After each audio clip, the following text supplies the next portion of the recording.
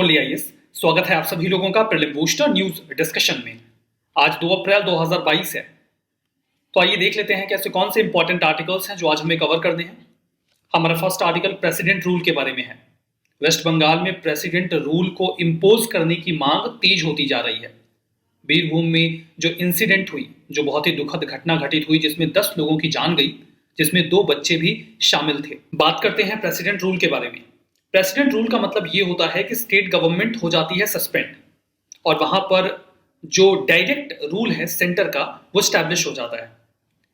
अगर सिचुएशन ऐसी अराइज हो जाए कि जो स्टेट गवर्नमेंट है वो कॉन्स्टिट्यूशन के प्रोविजन के अकॉर्डिंग गवर्नमेंट को रन ना कर पाए और ऐसा सेटिस्फाइड हो प्रेसिडेंट को, तो वो स्टेट इमरजेंसी या प्रेसिडेंट रूल इंपोज कर सकते हैं। इसे स्टेट इमरजेंसी या फिर कॉन्स्टिट्यूशनल इमरजेंसी के नाम से भी पुकारा जाता है। आर्टिकल 356 जो इंडियन कॉन्स्टिट्यूशन में है वो स्टेट इमरजेंसी की बात करता है। आपको पता है कि article 352 national emergency, 356 state emergency और 360 फाइनेंशियल इमरजेंसी की बात करता है, जिसे आज तक कभी इंपोज नहीं किया गया है। इस प्रेसिडेंट रूल के इंपोज हो जाने के बाद स्टेट में जो काउंसिल ऑफ मिनिस्टर्स होते हैं वो फंक्शनल नहीं रह जाते और जो यूनियन गवर्नमेंट है वो सीधे सीधे कंट्रोल कर लेता है स्टेट को। जो गवर्नर हैं वो हेड बन जाते हैं उस स्टेट के एग्जीक्यूटिव पावर के तौर पे और उन्हीं के अकॉर्डिंग सारे कामकाज शुरू हो जाते हैं। स्टेट इमरजेंसी के लगने के बाद पार्लियामेंट्री अप्रूवल भी रिक्वायर्ड होता है। पार्लियामेंट्री अप्रूवल 2 महीने के भीतर ले लिया जाना चाहिए जिस दिन से प्रेसिडेंट रूल को इंपोज किया गया है। पार्लियामेंट के अप्रूवल का मतलब है कि लोकसभा और राज्यसभा दोनों में ही यह अप्रूवल रिक्वायर्ड होगा। यह अप्रूवल होता है सिंपल मेजॉरिटी से, यानी कि 50% plus 1 present and voting, PNV, ये रिक्वायर्ड होता है। एक बार में प्रेसिडेंट रूल 6 महीने तक लगाया जा सकता है। यद्यपि 6 महीने के अप्रूवल के बेसिस पे इसे मैक्सिमम 3 साल तक बनाए रखा जा सकता है। 3 साल मैक्सिमम लिमिट होती है स्टेट इमरजेंसी के लिए। यहां पर गवर्नर की रिपोर्ट भी एक बहुत ही महत्वपूर्ण रोल अदा करती है। आर्टिकल 356 में यह कहा गया है कि प्रेसिडेंट रूल को इंपोज किया जा सकता है गवर्नर की रिपोर्ट के बेसिस पे। अगर स्टेट के गवर्नर ऐसी रिपोर्ट दे देते हैं कि वो सेटिस्फाइड हैं कि जो स्टेट की गवर्नमेंट है वो कॉन्स्टिट्यूशन के प्रोविजंस के अकॉर्डिंग गवर्नमेंट रन नहीं कर पा रही है, तो बिल्कुल साफ है प्रेसिडेंट रूल लगा सकते हैं। कैसे खत्म हो सकता है प्रेसिडेंट रूल? बहुत ही आसान है। प्रेसिडेंट जब चाहे तब रिवोक कर सकते हैं प्रेसिडेंट रूल को। इसके लिए किसी भी प्रकार का पार्लियामेंट्री अप्रूवल तो बिल्कुल भी रिक्वायर्ड नहीं होता है। हमारा नेक्स्ट आर्टिकल एक्सरसाइज वरुणा के बारे में है। हाल ही में इसका 20th एडिशन हुआ। किसके किसके बीच में है ये जरूरी होगा? इंडिया और फ्रांस के बीच में। इमेजिन कर लीजिए कि आप इंडिया से फ्रांस उड़ के जा रहे हैं और जो वरुण देव होते हैं वो वायु के देवता होते हैं ना। तो यहां पर देखिए इंडियन और फ्रेंच नेवीज ने आपस में मिलकर बायलैटरल मैरीटाइम एक्सरसाइज को कंडक्ट किया। ये एक्सरसाइज 1993 से ही चल रही है, यद्यपि 2001 में इसे फॉर्मली नाम दिया गया वरुणा और ये एक एनुअल इवेंट बन गया। मैंने आपसे कई दफा कहा है एक्सरसाइजेस का एक बेसिक रोल होता है, वही हमेशा ही होता है, इंटरऑपरेबिलिटी को बढ़ाना, आपस में मिलकर बढ़िया से काम कर सकें और म्यूचुअल कोऑपरेशन को बढ़ाया जाए, यही ऑब्जेक्टिव होता है। डेजर्ट नाइट 21 और गरुणा ये एयर एक्सरसाइजेस हैं फ्रांस और इंडिया के बीच में, और शक्ति ये आर्मी के बीच की जाने वाली एक्सरसाइज है।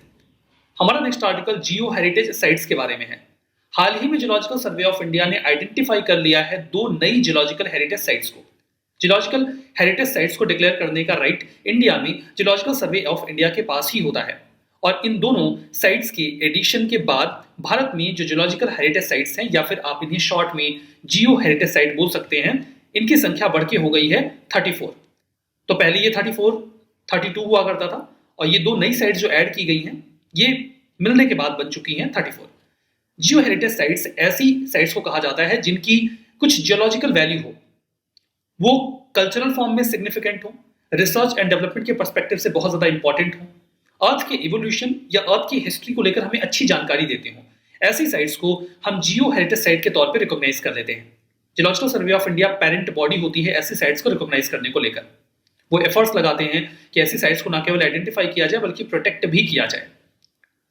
जो अभी 2 नई साइट्स आइडेंटिफाई की गई हैं उनमें एक तो है शिवालिक फॉसिल पार्क जो कि आपको मिलेगा हिमाचल प्रदेश में, और दूसरा है डोलोमाइट या लाइमस्टोन ऑफ बक्सा फॉर्मेशन। यहां पर आपको जो स्ट्रोमेटोलाइट हैं वो मिलेंगे। स्ट्रोमेटोलाइट जो होते हैं वो बेसिकली लाइमस्टोन जो होता है, लाइमस्टोन का लेयर डिपॉजिट होता है, लाइमस्टोन परत दर परत जमता चला जाता है, उसे ही स्ट्रोमेटोलाइट कहा जाता है। ये बेसिकली ग्रीन और ये जो ब्लू ग्रीन एल्गी होते हैं वही इसे कैटलाइज करते हैं इस प्रकार के फॉर्मेशन को बनने को लेकर। तो जो शिवालिक फॉसिल पार्क है वो तो हिमाचल प्रदेश में है। यहाँ पर हमें जो वर्टिब्रेट्स फॉसिल्स होते हैं, मतलब रीढ़ की हड्डी वाले जो जीव होते हैं, उनके कई सारे फॉसिल्स का कलेक्शन मिला हुआ है, जो कि प्लियो या प्लिस्टोसीन जो एज है उस समय का बताया जा रहा है। फर्दर ये जो डिपॉजिट है, यहाँ पर हमें एक नैरो लीनियर डिप्रेशन मिला है, एक गड्ढेनुमा आकृति मिली है जिसे 4 डीप नाम दिया गया है। बात करते हैं सेकंड वाले का, that is stromatolite bearing dolomite. ये आपको मिलेगा सिक्किम में, और ये एक रेयर एग्जांपल हमें देता है सिक्किम हिमालयाज में अर्ली लाइफ का, कि यहाँ पे लाइफ की शुरुआत होती कैसे है। ठीक है, हमारा नेक्स्ट आर्टिकल राइट मॉन्स के बारे में है। राइट मॉन्स में 2 वर्ड्स हैं, एक तो राइट और दूसरा मॉन्स। पहले दोनों शब्दों का मतलब बता देता हूं, फिर बाकी की कहानी डिस्कस करेंगे। राइट ब्रदर्स का नाम सुना है, जिन्होंने ऐसा कहा जाता है कि पहली बार हवाई जहाज उड़ाया था। राइट ब्रदर्स, उन्हीं के नाम पर यह शब्द यहां पे जोड़ा गया है राइट। मॉन्स का क्या मतलब होता है? मॉन्स बेसिकली होते हैं माउंटेन फीचर्स। माउंटेन फीचर्स का मतलब ये होता है कि ये पहाड़ की एक आकृति है जो प्लूटो पे पाई गई है, उसे ही नाम दिया गया है मॉन, और पूरा नाम राइट मॉन। अब आपको समझ में आ गया।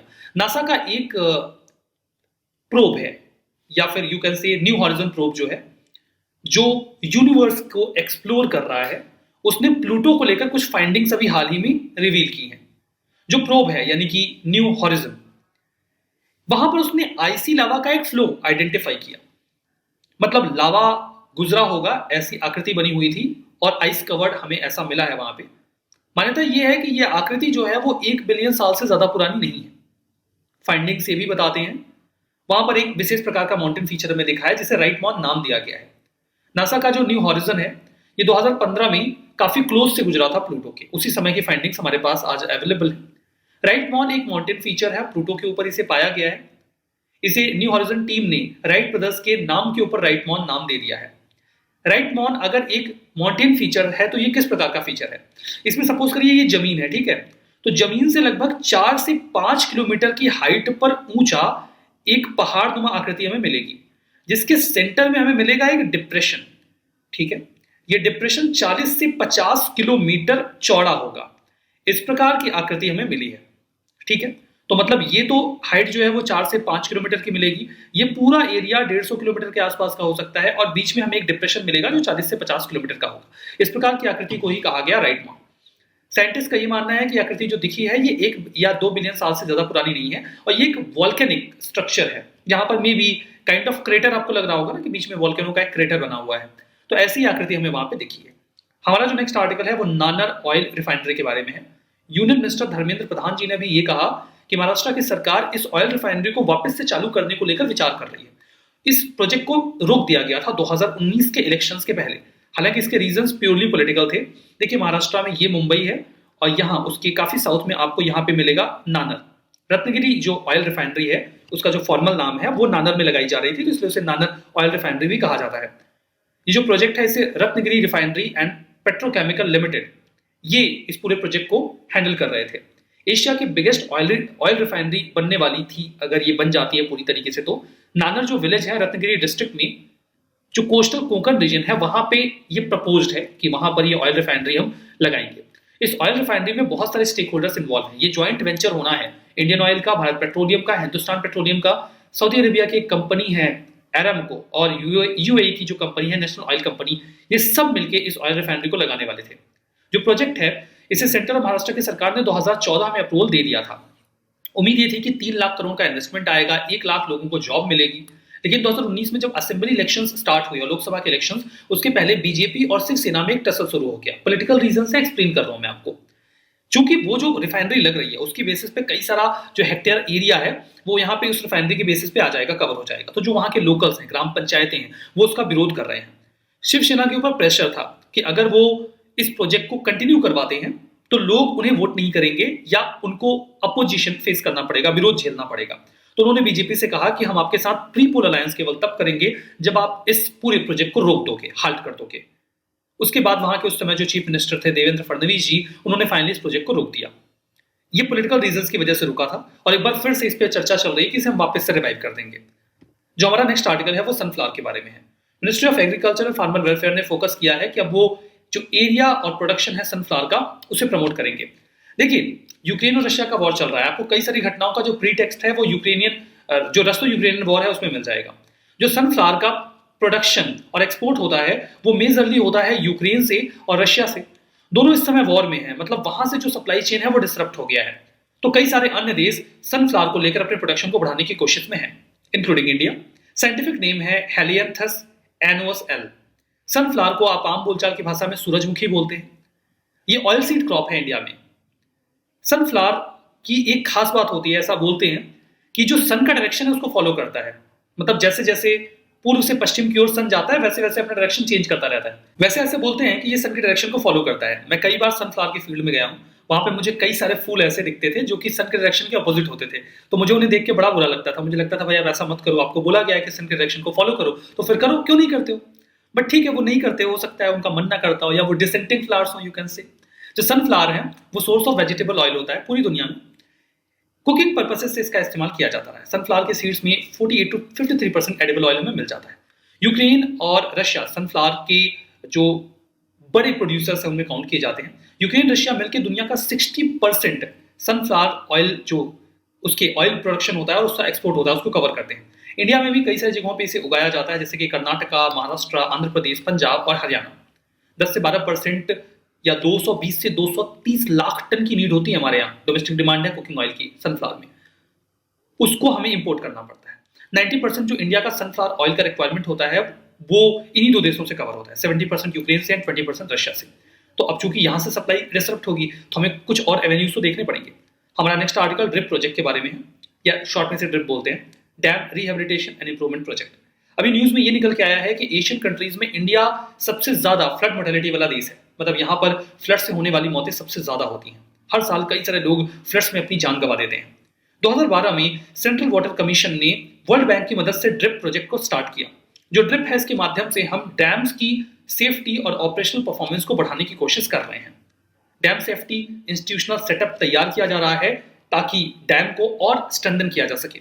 फेज 1 में 223 डैम सेलेक्ट किए गए थे 7 राज्यों से जिन पे काम किया गया।